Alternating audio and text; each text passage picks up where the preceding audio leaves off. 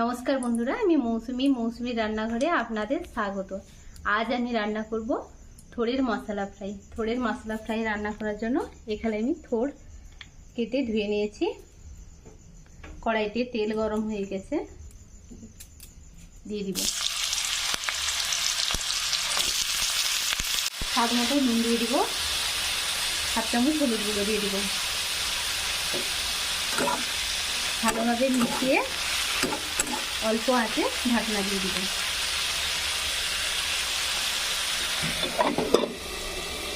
ঢাকনা খুলে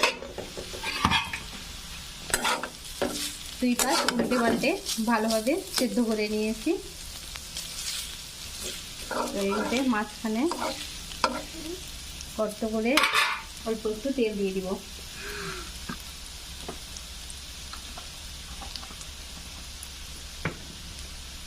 কালো জিরে দিয়ে দিব,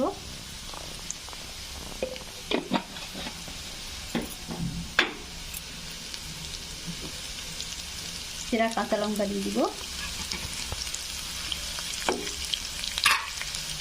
কুচি করে রাখা পেঁয়াজ দিয়ে দিব।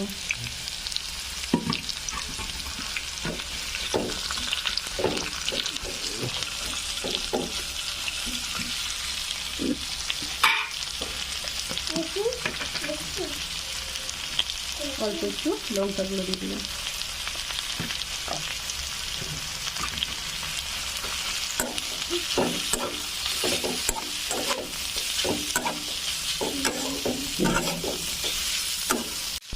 সব ভালোভাবে মিশিয়ে নিয়েছি।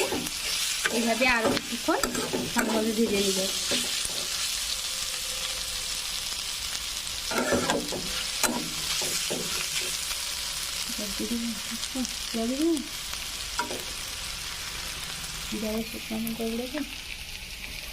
এখানে আমি কিছু গোটা মশলা ভেজে রেখেছিলাম, সেগুলো ভালোভাবে উপর থেকে দিয়ে ভালোভাবে মিশিয়ে দিব।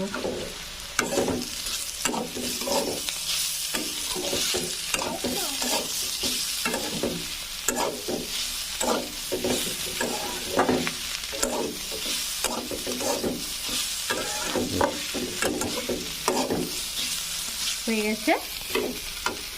কি বন্ধুরা, কেমন লাগলো আমার এই রান্না?